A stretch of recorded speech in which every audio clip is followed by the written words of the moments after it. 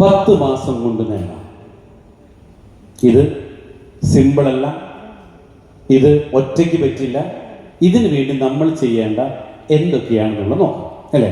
അപ്പം അതിൽ നമ്മൾ മനസ്സിലാക്കേണ്ട കാര്യം, പണ്ട് നമ്മുടെ ചെറുപ്പക്കാർക്ക് അറിയുമെന്ന് അറിയില്ല, നമ്മുടെ നാട്ടുപ്രദേശത്ത് കുളം, ഈ കുളം പണ്ട് വൃത്തിയാക്കിയിരുന്നത് വർഷത്തിൽ, അല്ലേ, സെൻറ്ററിൽ ഒരു പാള വെച്ച് കെട്ടിയിട്ട് 2 പേര് കയർ കെട്ടി അപ്പുറം ഇപ്പുറം നിൽക്കും. എന്നിട്ട് 2 പേര് ആ വെള്ളം തെക്കി പുറത്തേക്ക് കളയും.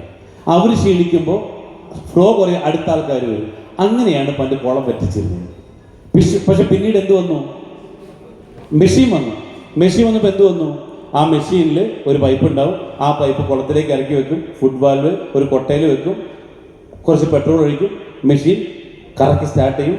നിസാര മണിക്കൂറുകൾ കൊണ്ട് കുളം വറ്റും. അപ്പോൾ അത് ഒരു മെഷീൻ്റെ സഹായത്തോടെ വന്നപ്പോൾ അവിടെ 2 കാര്യങ്ങൾ നോക്കിയാൽ മതി. ഒന്ന്, ഫുട് വാൽവിൽ ചെളി കയറുന്നുണ്ടോ, 2 പെട്രോൾ തീരുന്നുണ്ടോ. ഈ 2 കാര്യങ്ങൾ മാത്രം നോക്കിയാൽ മതിയായിരുന്നു. അതേപോലെ തന്നെ ഇവിടെയും 2 കോടി രൂപ നേടണമെങ്കിൽ 2 കാര്യങ്ങൾ നിങ്ങൾ നോക്കാനുള്ളൂ. ഒന്ന് ഫുട് വാൽവ്, അല്ലേ, 2 പെട്രോൾ. ഈ 2 കാര്യങ്ങൾ പഠിച്ചാൽ വെരി സിമ്പിളായിട്ട് നമുക്കതിലേക്ക് എത്താൻ പറ്റും. അപ്പോൾ നമ്മൾ പഠിക്കേണ്ട ഒന്നാണ് ദ മെഷീൻ പ്രിൻസിപ്പിൾ. എങ്ങനെ കുളം വറ്റിക്കാൻ മെഷീൻ വെച്ച പോലെ നിങ്ങൾക്കും 2 കോടി രൂപ ഏൺ ചെയ്യാം. അപ്പം അതിലേക്ക് 3 കാര്യങ്ങളാണ് നമ്മൾ മനസ്സിലാക്കിയെടുക്കേണ്ടത്. ഒന്ന് people, 2 process, 3 rules is equal to 2 കോടി രൂപ. ഈ 3 കാര്യങ്ങൾ പഠിച്ചാൽ സിമ്പിളായിട്ട് നമുക്ക് 2 കോടി രൂപ ഏൺ ചെയ്യാൻ പറ്റും. People plus process plus rules is equal to 2 CR. What is A plus B all square? A square plus 1AB plus B square. അത് പഠിച്ചിട്ട് എന്തുണ്ടാക്കി? ഒന്നുണ്ടാക്കി. ഇത് പഠിച്ചാൽ 2 കോടി ഉണ്ടാക്കാം, അല്ലേ? എന്താണ് പൈത്തഗോറസ് സിദ്ധാന്തം? ടീച്ചർ, വാട്ട് ഈസ് പൈത്തഗോറസ് സിദ്ധാന്തം? എന്തിനാ പഠിച്ചത്, അല്ലേ?